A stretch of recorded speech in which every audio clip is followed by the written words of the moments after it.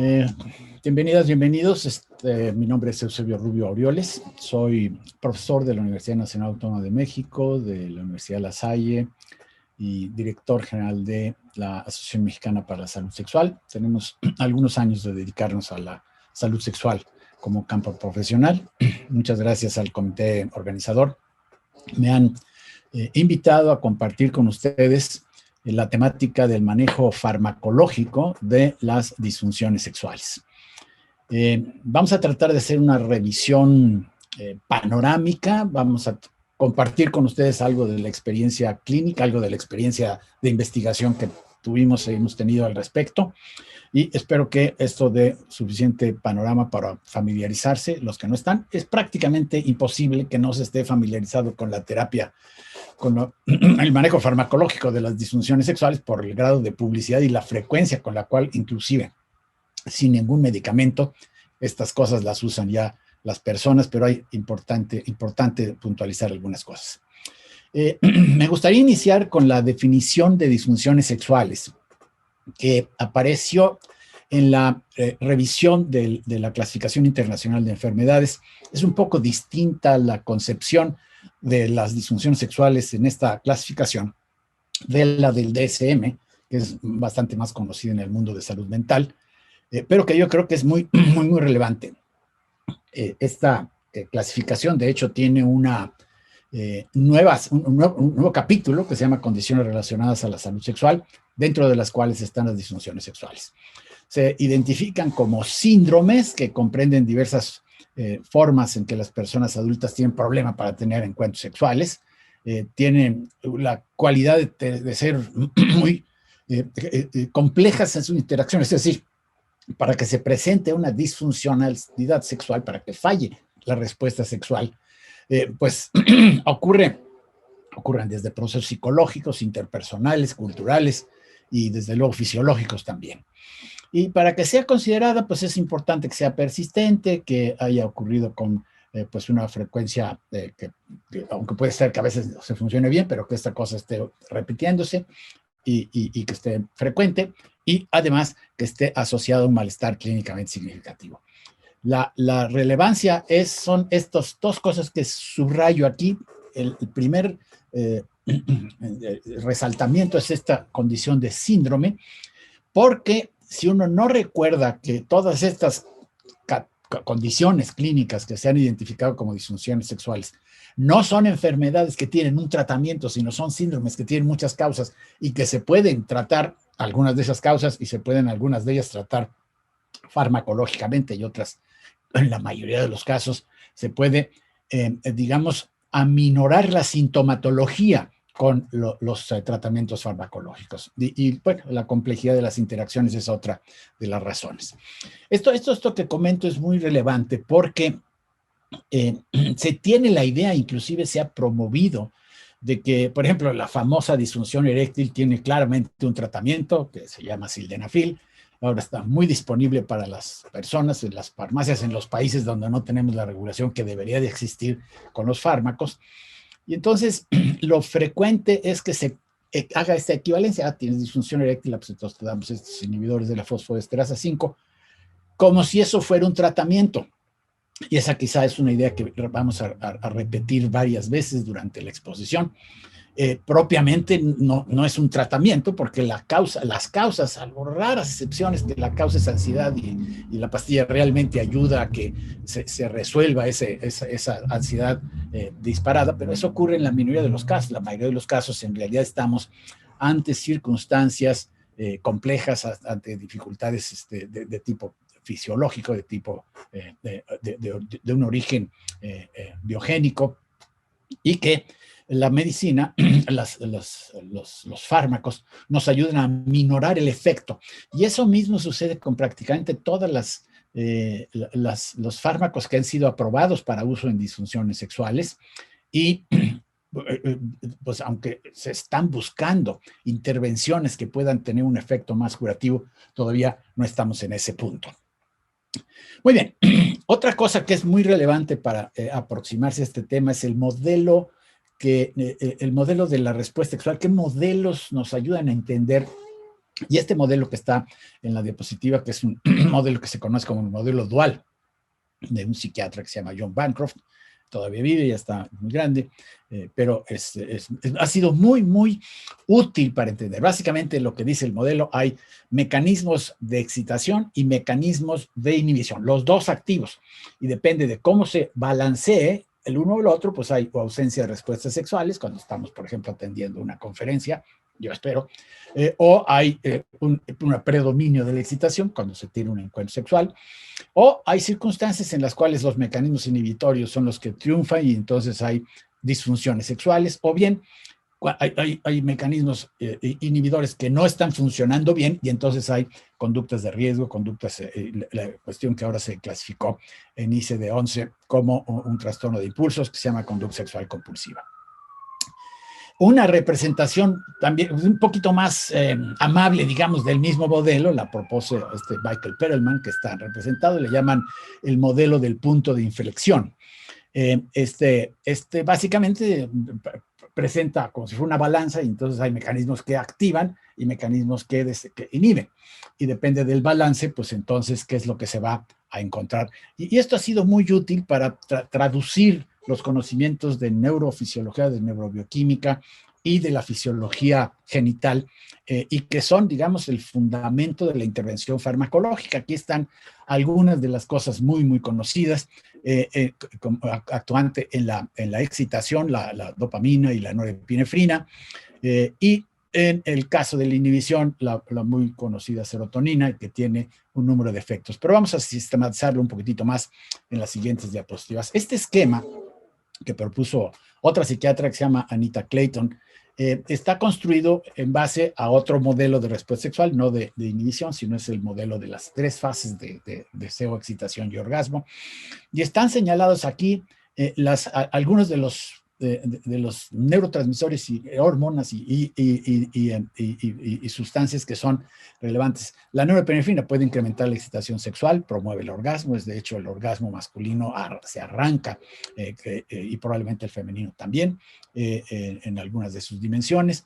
La dopamina, que claramente incrementa el deseo sexual, incrementa la sensación de excitación, aumenta la conducta sexual, estimula el deseo sexual una vez que la actividad sexual se ha iniciado, que es lo que se conoce como deseo-respuesta, y la serotonina, que tiene básicamente funciones de inhibición, de disminuir el deseo, de retrasar el orgasmo, y que puede ser causa de anorgasmia en el tratamiento con antidepresivos, pero que a veces también se aprovecha esta característica para intervenir con algunas disfunciones sexuales. Estos son los mismos esquemas, pero están tomados del artículo original, como para identificar en todos estos niveles, no, aquí hay un poquito más de hormonas y de neurotransmisores, cómo es que se han convertido en focos de intervención. Los estrógenos, quizá hay una discusión muy grande respecto al uso de terapia estrogénica, sobre todo cuando faltan los estrógenos, sobre todo después de la menopausia o en ciertos momentos de la vida, pero esos tienen claramente una función. La aparición de la testosterona, o decir, la conciencia de que la testosterona tiene un papel muy, muy relevante en la experiencia de deseo sexual, en la iniciación de la actividad sexual, y que se ha traducido en enfoques terapéuticos muy desarrollados en los hombres, aunque poco estudiados sistemáticamente, pero casi con ensayos clínicos grandes, pero es muy claro que hay un efecto cuando falla la testosterona de apagarse el deseo, de bajarse el deseo, y esto se puede reponer con terapia de sustitución hormonal en el caso de los hombres. Mucho más complejo el asunto con las mujeres. Vamos a retomar eso un poquitito más adelante, que hablemos de algunos de los estudios de testosterona aplicados a las mujeres. Quizá la reina del deseo sexual, también opera en la excitación sexual, es la dopamina. Y ahí ha habido un número de desarrollos que intentan aprovechar el efecto dopaminérgico de algunos fármacos, que intentan se han desarrollado fármacos para el deseo sexual en base a su acción dopaminérgica. Lo vamos a retomar un poquitito más adelante. En el caso de algunas de las cosas que están aquí, como la serotonina, pues estamos hablando de sustancias que inhiben y curiosamente tienen también una aplicación en el tratamiento de disfunciones sexuales que implican una excitabilidad o una capacidad de respuesta orgásmica muy rápida y veloz. con la eyaculación precoz, en donde se han encontrado aplicaciones. También lo vamos a ver con un poco más de detalle. La prolactina es otra sustancia que pues, usualmente está en bajos niveles, pero que si se eleva por razones a veces farmacológicas o a veces de microadenomas o algunas otras factores, puede interferir con la capacidad de excitabilidad, la sensación subjetiva de excitación. Y no que se use terapéuticamente, pero lo que sí sucede es que el tratamiento de las condiciones de hiperprolactinemia se convierte a veces en un coadyuvante importante en el tratamiento de disfunciones sexuales que están generadas por hiperprolactinemia. Y por último, en este cuadrito, la oxitocina, que de la oxitocina pues nos hemos dado la noticia en los últimos años de todas estas funciones que tiene, inclusive es una neurohormona que sube con los orgasmos y que facilita los orgasmos y facilita también la erección, no está en el esquema ahí. Y se ha buscado mucho la posibilidad de traducirlo en un fármaco, pues en una intervención, no ha sido muy exitoso. Entre otras dificultades está la vía de administración, hay nasal y algunas cosas, pero están en desarrollo y probablemente en el futuro tendremos alguna posibilidad. Esta es la continuación en el mismo artículo de revisión en el Psychiatric Clinics of North America hace algunos años. Por cierto, ya pasaron bastantes años y ahorita vamos a ver algunas de las cosas nuevas que sabemos respecto a la bioquímica o hacia el final de la presentación, pero que nos habla de lo que sucede en el tejido periférico, en los genitales sobre todo, ¿no? Y en los genitales, tanto de los hombres como de las mujeres, hay sustancias que se han convertido en el foco de acción farmacológica muy claramente, como el óxido nítrico. El óxido nítrico que antes antes de 1993 no le dábamos mayor trascendencia, pero que se ha venido descubriendo como mediador de muchos procesos. Es un blanco terapéutico y es, digamos, la molécula sobre la cual se potencia su acción con los inhibidores de fosfoesterasa que vamos a ver más adelante, que son sildenafil, vardenafil, tadalafil y abanafil, que no está disponible en todos los países, pero que ya se encuentra. Otro foco de tratamiento es la prostaglandina E1, que esta es una sustancia natural, pero se sintetiza en forma artificial, y el nombre de la prostaglandina E1 sintetizada es alprostadil, y tiene muchos años de haberse desarrollado su aplicación porque es una poderosa sustancia que produce vasocongestión y entonces produce erecciones. Lo vamos a ver también, hay un medicamento aprobado en México y aprobado en algunos otros países, y hay algunos que no están tan, digamos, comercializados específicamente, pero que se usan también en el tratamiento. El problema con esta prostaglandina es que no funciona oralmente, tiene que ser aplicada localmente y hay algunas formas de las cuales vamos a hablar más adelante. El asunto de los estrógenos, sobre todo los estrógenos locales, específicamente en el tejido vaginal, se ha convertido en tremendamente importante foco de tratamiento. Y bueno, con eso terminamos esta exposición. Vamos a hablar de tratamientos específicos en tanto cuanto algunas de las entidades. Y aquí vamos no vamos a entrar en mucho detalle de lo ya muy conocido, porque yo casi garantizo que la audiencia ha oído presentaciones de los fármacos inhibidores de la fosfoesterasa muchas veces, pero que aquí vamos simplemente a señalar algunas de las cosas que la experiencia nos ha mostrado, que la investigación ha mostrado a lo largo de los años. Una primera referencia a la bioquímica o la secuencia que sucede en el tejido muscular liso del pene. Esta es una representación de una célula muscular lisa, y esta es una representación de una célula endotelial que está en los sinusoides, ahí, digamos, donde los vasos sanguíneos se hacen chiquitos, y ahí ocurren dos procesos que son tremendamente importantes. El primero es la liberación de óxido nítrico, que se libera tanto del endotelio como de unas fibras nerviosas que ahora se llaman fibras nitrérgicas, y que lo sueltan, y el óxido nítrico entra a la célula porque es un gas muy fácilmente difundible, Y aquí el asunto es en esta primera enzima, que es la guanidilciclasa, que básicamente activa una conversión del guanosin trifosfato a guanosin monofosfato cíclico, y esto activa esta otra secuencia que aquí está súper sintetizada, pero que este es otro de los focos de búsqueda de intervención terapéutica.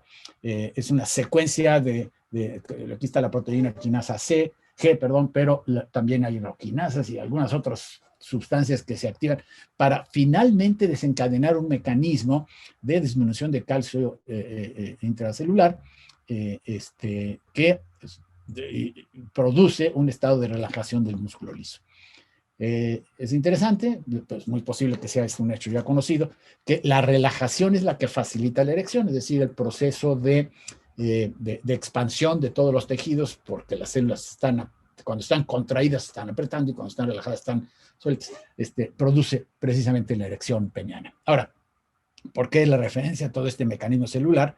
Porque lo que se descubrió, y un poco con la serendipia, andaban buscando un relajante de estas células, pero de las coronarias. Y ocurre que pues, no funcionaba muy bien para dilatar las coronarias el sildenafil, pero los participantes en esos estudios de fase 1 regresaban anotando como efecto secundario la presencia de erecciones.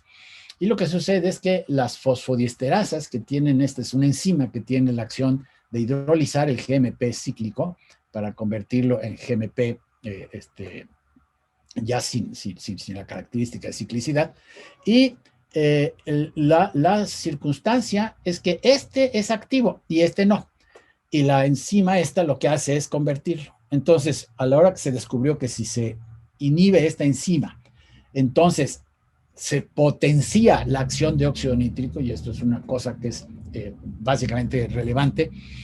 Potenciar lo que hace es que la producción de excitación sexual, y que manda las señales a través del endotelio y manda señales a través de las fibras nitrérgicas, pues entonces, por decirlo así, se compensan ya sea déficits en la producción de óxido nítrico, que pasa con muchas enfermedades que dan esta circunstancia que llamamos disfunción endotelial, o algunas otras cosas que pueden estar ocurriendo, como la activación de los mecanismos de contracción que no estamos considerando aquí.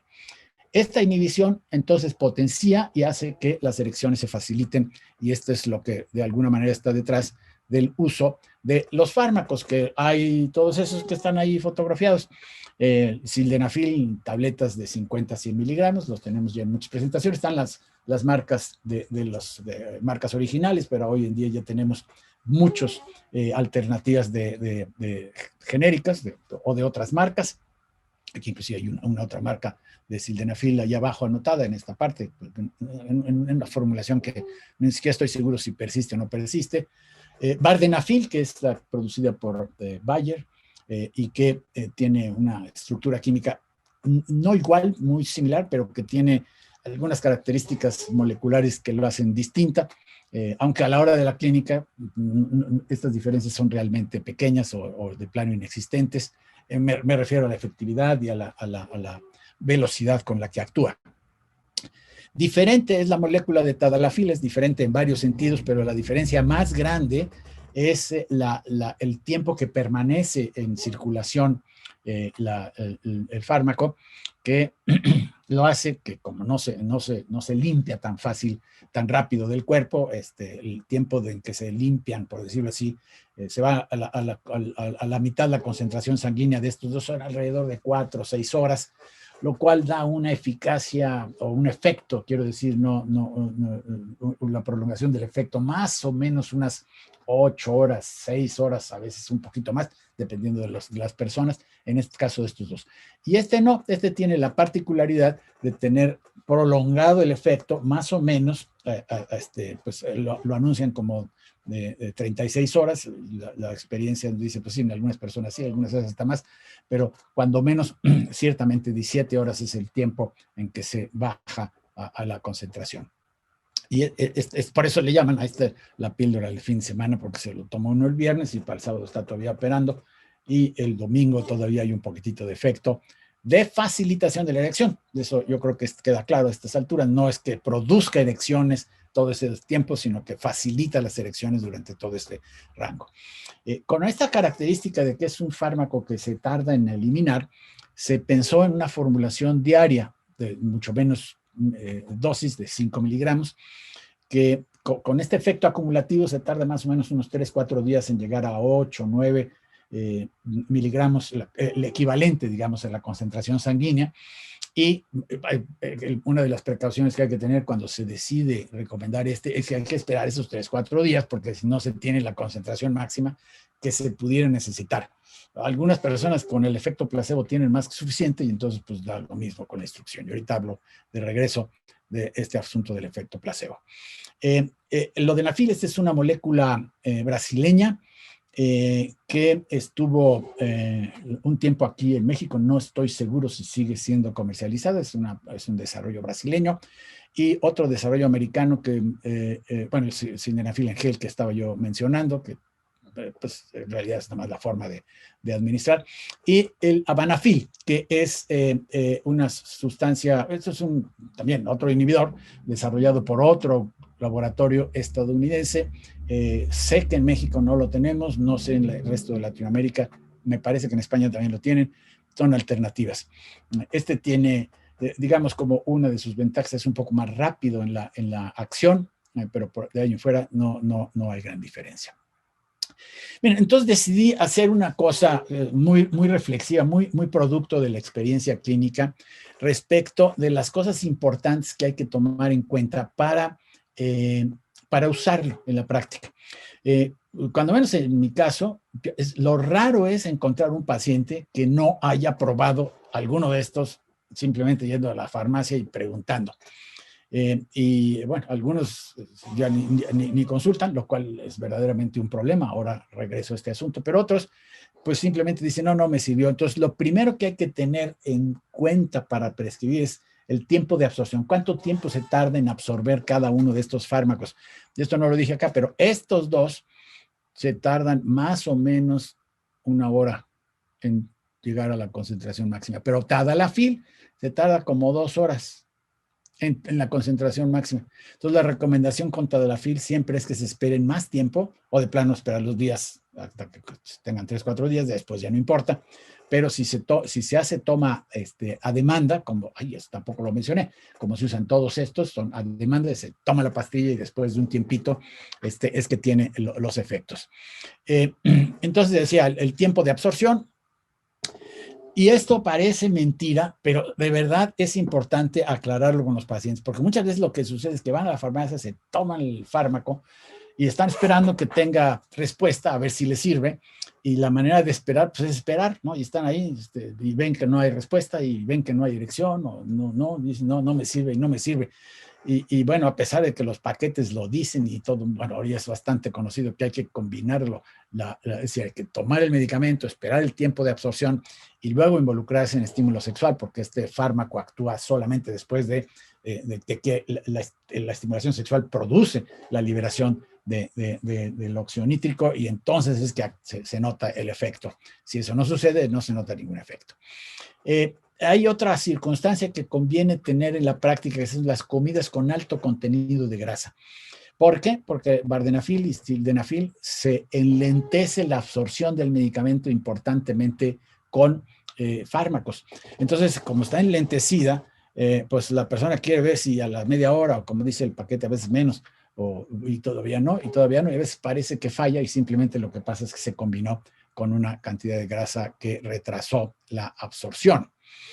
La otra cosa que pasa con mucha frecuencia es que las personas están nerviosas cuando usan esto la primera vez. Yo todavía tengo pacientes que dicen, no, me da miedo porque todavía hay algo de resaca de lo que inicialmente ocurrió, de vincular el uso de sildenafil, de Viagra, con las muertes que se reportaron, como en todos los ensayos clínicos, sobre todo de este grupo de edad, pues hay personas que se mueren, y primero se generó la idea de que producía afectaciones en el corazón. No lo hace, inclusive la mayoría de las restricciones las vamos a ver en un detallito. En las contraindicaciones están básicamente dadas por el uso de un medicamento, de unos medicamentos que se potencian. Los efectos colaterales.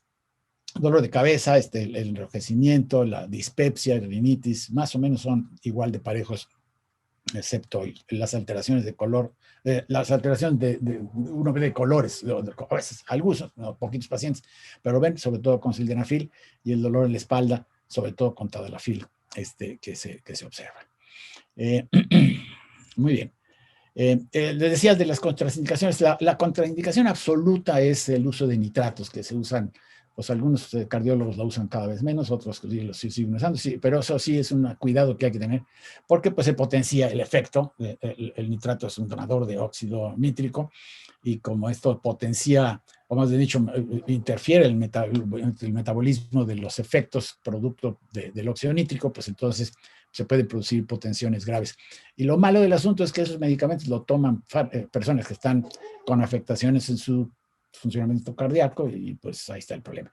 Durante mucho tiempo se pensó que si tenía hipertensión o algún problema en el corazón no se podía usar esto. No, en realidad se necesita hacer cardiopatías severas, y lo que hay que hacer es evaluar la resistencia de la persona no al fármaco, sino a la actividad sexual. Y bueno, infartos recientes y las insuficiencias graves, pues por supuesto hay que tener cuidado con esos fármacos. Muy bien. Una alternativa que pues los que andamos en salud mental, no se nos antoja mucho andar inyectando el pene, pero pues es una cosa que es tremendamente eficaz, la inyección de vasoactivos.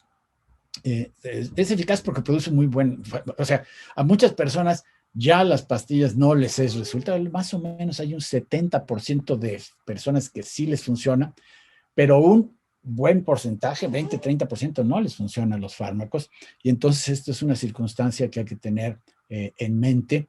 Esto es el Cabernet, y hay algunas otras formas de aplicación. El Cabernet es alprostedil, como lo había mencionado muy al principio.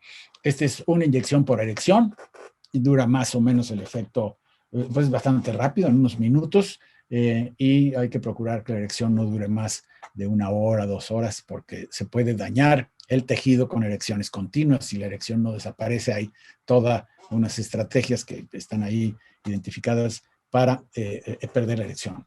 Y más tradicionalmente el problema es que no, estas combinaciones son, digamos, magistrales, le llaman. En Estados Unidos se ordenan así a las farmacias y ya los preparan. Hay una combinación de papaverina sola que se usa poquito porque produce muchos fibrosis, pero luego empezaron a buscar combinaciones papaverina con fentolamina, y luego también el mismo prostadil, esto le llaman trimix, y se usa también en eficaz. Cierto grupo que da o que ofrece tratamiento de disfunción eréctil usa este tipo de combinaciones en sus tratamientos a base de inyecciones intracavernosas. Muy bien, vamos a movernos a otra disfunción sexual, que es la eyaculación precoz. Y perdón por iniciar con las disfunciones masculinas, pero son las que han generado más investigación, sobre todo generaron más investigación. Esto ha disminuido un poco el ritmo porque está medio como satisfecha la demanda del mercado, esa impresión me da.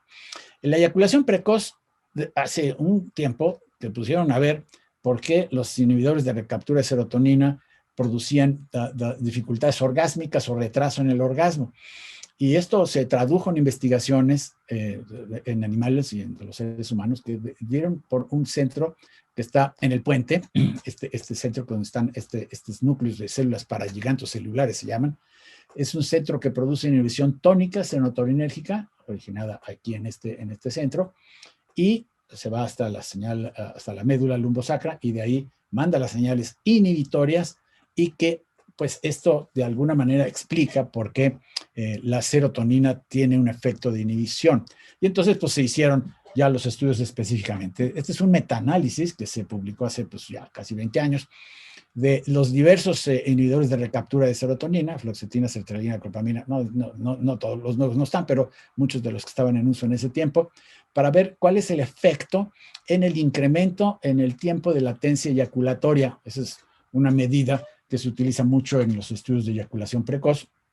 Se le da a una pareja un cronómetro, inicia la penetración, así que en sus marcas listos, fuera, pómbale, y a la hora que tiene la persona orgasmo, que tiene su eyaculación, entonces la pareja activa el cronómetro, y eso luego se traduce en cómo se modifica el basal, que por cierto, este investigador fue de los que estuvo haciendo propuestas que nos llevaron a la modificación del diagnóstico de eyaculación precoz, y que ahora se denomina pues, de 1 minuto. Todos estos estaban más o menos alrededor del minuto, y este es el porcentaje de incremento en esta medida de tiempo. Por esta razón es que paroxetina se ha desarrollado, en México se desarrolló como específicamente para tratamiento de eyaculación precoz. Y vuelvo a repetir, tratamiento es un decir, es un tratamiento sintomático, porque cuando se deja de usar el psicofármaco o el antidepresivo, pues entonces el tiempo eyaculatorio regresa como estaba. Eso también es una circunstancia, lo cual hace pues complicado, porque la mayor parte de las personas que quieren resolver este asunto a través de fármacos, pues están jóvenes, 30 años, 25 años, y pues eso de usar los inhibidores de recaptura tantísimos años como todavía les queda con la vida sexual es un verdadero problema. La otra cosa que me parece que voy a mencionar aquí, no lo pensaba mencionar, pero yo creo que sí, es que el uso de fármacos, de antidepresivos, de inhibidores de recaptura de serotonina, en la eyaculación precoz está justificado cuando la persona pertenece a ese diagnóstico de DSM-5, es decir, tiene esas velocidades de 30 segundos, 1 minuto después de penetrar, 1 minuto y medio después de penetrar, que es ciertamente veloz. La otra característica de este subgrupo de pacientes que ahora estamos, o de personas que ahora estamos identificando, es que son muy rápidas también con las experiencias de autoerotismo, con experiencias de masturbación, también tienen velocísimo. Hay otro grupo que es muy seguramente más grande de personas que lo que tienen es una deficiencia de control, una cosa más bien ligada al aprendizaje, y que tienen algunas características que las hacen interesantes. Varían mucho. A veces que tienen más tiempo, a veces que tienen menos tiempo. Con la masturbación generalmente no tienen problema y pueden quedarse todo el rato que quieran. Este tipo de eyaculación precoz es ciertamente el que es más frecuente. Y que, por ejemplo, Waldinger decía, no, eso no es una patología, eso no, por eso se quedó el minuto como en la definición del DSM-5. Cuando se tienen personas que tienen el minuto, ahí sí hay una serie de novedades al respecto, probablemente tengan todos una componente neurobiológico, tienen diferencias constitucionales, tienen diferencias genéticas que se van a encontrar, y por eso justifica el uso de estos fármacos o de otros. Uno de estos inhibidores de la recaptura fue un intento de antidepresivo que surgió, pero que tenía la particularidad de que tenía un tiempo de excreción, de lavado, pues, como se dice, washout, muy rápido. Para las 4 horas ya se había bajado, ¿no? Casi todas las concentraciones después de la dosis. Entonces, por esas razones que no se usó de antidepresivo, ¿no? Pues no sirve, tiene que estar tomándolo 3 veces al día o 4 veces al día. No se podía competir con los fármacos otros. Y entonces aquí se le ocurrió a alguien decir, entonces así lo podemos usar como se usan los fármacos a demanda, y se desarrolló la dapoxetina, o Prili, tiene la marca, y pues ahí se hicieron un montón de estudios. Es un fármaco que funciona, pero como la alternativa está mucho más económica, es muy difícil sugerirla, pero bueno, en efecto funciona, sobre todo algunas personas que de tener el minuto o 30 segundos se elevan a 4 o 5 minutos, entonces ya se quedan con un nivel de satisfacción importante. Es la dapoxetina. Y disfunciones femeninas, aquí entramos en un terreno tremendamente complejo, no porque las mujeres sean complejas, sino que la cultura es muy compleja respecto a la funcionalidad femenina. Entonces, déjenme hacer una rapidísima reflexión. Hay muchos de estos fármacos que se usan mucho en ginecología y que no se han desarrollado, excepto el último que está allá abajo, el osmifeno, es decir, que no se han desarrollado para disfunción sexual, pero que tiene un efecto en disfunción sexual. Los estrógenos, por ejemplo, quedan muy claramente, mejora la lubricación. La tibolona, que es digamos, fármaco con efecto estrogénico, pero no hormonal. La testosterona misma, que ya habíamos comentado. La DEA, que es un precursor de hidroepiandrostendiona, que es un precursor de testosterona y que se reporta como ayudante. Y el osmifeno, que es un fármaco que recientemente recibió, bueno, recientemente no este mes, pero hace algunos meses, recibió la aprobación para uso en dispareunia específicamente, que es un CERS, uno de estos moderadores, moduladores de los receptores de estrógenos.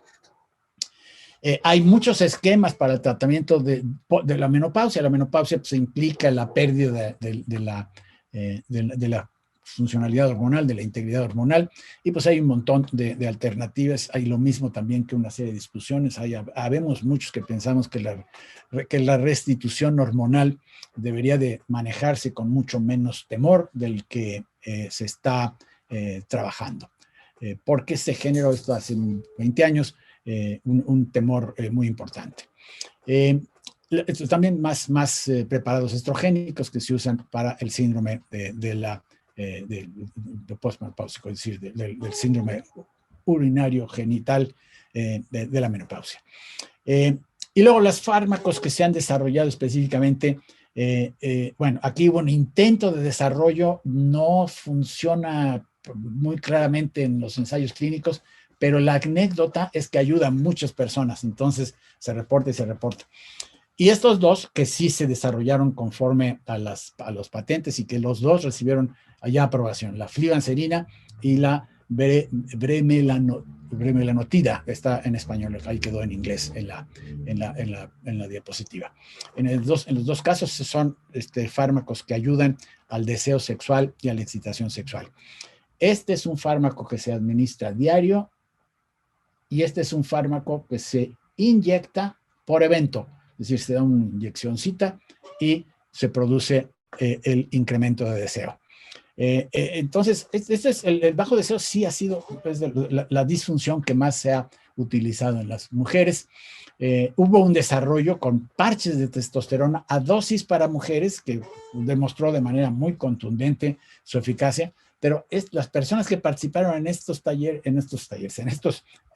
ensayos clínicos eran mujeres que tenían menopausia quirúrgica, y entonces pues es una población muy chiquitita, y con ellas, perdón, se demostró que en efecto la testosterona ha venido entonces siendo usada.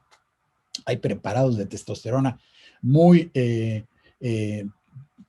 con mucha dosis de testosterona y que producen un efecto claramente, pero no sean me estoy refiriendo a algunas combinaciones hormonales que venden para que los ginecólogos utilizan a veces con frecuencia, y prácticamente todas las formas de presentación que tenemos de testosterona para mujeres son o estas combinaciones que francamente tienen dosis muy elevadas. De hecho, una de ellas la estuve siguiendo y tenían 250, más o menos el equivalente casi a las inyecciones para hombres de las antiguas, se llaman, que eran para cada 15 días. Y bueno, esto es una cosa que necesita más estudio. Y el otro problema es que estas dosis, que son las adecuadas para mujeres, pues no están disponibles en el mercado. De todas maneras, a veces los clínicos usamos cuando está probada la deficiencia de testosterona, cosa que es bastante difícil de hacer, porque empezando por los parámetros de laboratorio, pues están de alguna manera no eficientes. Estos son los estudios de flibanserina, están puestos los metaanálisis, y lo que se alcanza a ver es que hay un efecto prácticamente en todos los estudios, en la cantidad de eventos satisfactorios al mes, en el diario de deseo sexual y en una medición por escalas que se llama el índice de función femenina. Y bueno, ahí está, claramente hay un efecto, pero es un efecto pequeñito. No es un efecto de que la mujer ya se puede poner listísima a tener relaciones sexuales, y mucho menos un efecto que aparezca cuando hay conflictiva de pareja o cuando hay alguna otra cosa no relacionada con una situación neurobiológica como esto. Este fármaco lo que hace es una bioquímica difícil de entender, pero lo que básicamente produce al final de todas las interacciones, porque tiene funciones agonistas de serotonina y antagonistas en diversos receptores, pero lo que produce es un incremento de la dopamina central, ¿no? Ahora, ese está en Estados Unidos aprobado y yo no tengo idea si va algún día a llegar a los otros países. No estoy cierto si está disponible en España. Sé que en México no, y no sé en Latinoamérica cómo está esta circunstancia. Muy bien. El otro es la bremelanotida, que siempre me cuesta mucho trabajo pronunciar. Este es una análogo de la melanocortina. Y pues está muy comprobado que tiene un efecto de incremento también en los eventos satisfactorios al mes. Hay otra aquí documentación de en los índices de satisfacción sexual que se sacan con las escalas, y en una escala que lo que mide es el distrés, es el impacto en la incomodidad de la persona. Entonces, esta se inyecta, ahí está la ventanita esta de aquí, digo, la plumita esta que venden para ponérsela, y también no tengo noticia de cuándo va a estar disponible en los lados. Está difícil que la gente se anime, pero con estas agujitas que ahora hay, y son no son intramusculares, son intradérmicas, probablemente tengan su lugar. Pero pues esto ha sido muy criticado por algunas de las personas porque de alguna manera la fantasía es que todos los problemas de que la mujer no tiene deseo de acercarse a su pareja, pues no todas están causadas por deficiencias neurobioquímicas, más bien la minoría están causadas por esas, en una circunstancia del trastorno que antes estaba en el DSM-4, el trastorno de deseo sexual hipoactivo, y que el DSM-5 lo ha pegado con los trastornos de excitación, no así el ICD-11, pero pues desde luego si hay otra cosa que está determinada la falta de deseo, como la problemática de la pareja, como algunas otras, como la depresión, pues el deseo no va a reaparecer con estas intervenciones farmacológicas. Es este grupo muy específico de personas que tienen trastorno de deseo sexual hipoactivo, que son las que no tienen problema hormonal, no tienen problema de pareja, no tienen problema también de depresión, que también baja el deseo sexual, y cuando se tienen esas circunstancias, tenemos. Entonces, bueno, para concluir, esto que sigue va a ser muy, muy rápido, nada más para tener una idea del grado de complejidad que tienen estas cosas. Nuevos blancos terapéuticos en disfunción sexual. Miren, sé que están muy pequeñitos los vamos a tener acercamientos, pero son, digamos, aquí vamos a ver los puntos, los blancos posibles en las células endoteliales y en las células neuronales. Acá vamos a ver el músculo liso, los agentes que relajan, y aquí los agentes que contraen. Obviamente interviniendo en todas estas posibles áreas, y vamos a ir acercándonos poquito a poco. Estos son algunos de los puntos donde se están buscando pues, activadores o inhibidores. Hay, por ejemplo, en alguno de estos circunstancias, por ejemplo, la arginina, se está tratando de ver qué tanto administrando arginina se puede, pues no ha sido muy exitoso, pero por ahí va la búsqueda. En la célula muscular lisa, los agentes que contraen, que relajan, perdón, por ejemplo, este es uno que inclusive se tradujo en un fármaco que está por ahí, que es un activador de la guanilciclasa, que pues finalmente en disfunción eréctil no ha caminado, pero en otros campos parece que está funcionando este fármaco. Esos son algunos de los otros focos. Y finalmente los agentes relajantes, perdón, los agentes que producen contracción, que también las roquinasas que me estaba yo platicándoles, esta es la cadenita esta que que estaba sintetizada, y algunos otros fármacos, más de 8 puntos de posibles tratamientos, no entrando en detalle, pero simplemente para dar una panorámica de por dónde están buscando las cosas hoy en día. Para concluir, el diagnóstico de disfunción sexual requiere un refinamiento etiológico para considerar su manejo farmacológico. Si no se hace esto, muchas veces es muy frustrante. Y una cosa que suele suceder, las personas se toman su sildenafil, van a la farmacia, le resuelve su problema de erección y se esperan otros 5 años para enterarse que tienen una diabetes descontrolada. Eso es terrible y ojalá suceda lo menos posible. A la fecha, casi todas las intervenciones representan tratamientos sintomáticos, como ya hemos comentado. Muchas veces el tratamiento sintomático debe acompañarse de medidas de control de la etiología, porque si nada más le componemos la erección y no le hacemos nada a la diabetes, pues eso está terriblemente mala medicina, es una realidad.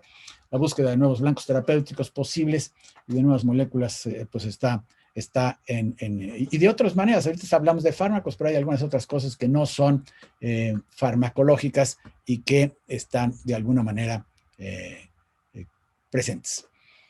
Muy bien. pues déjenme moverlo por acá. Eso es básicamente lo que quería yo compartir con ustedes. Espero que hayan podido aprovechar y estaremos disponibles para las preguntas después de la sesión.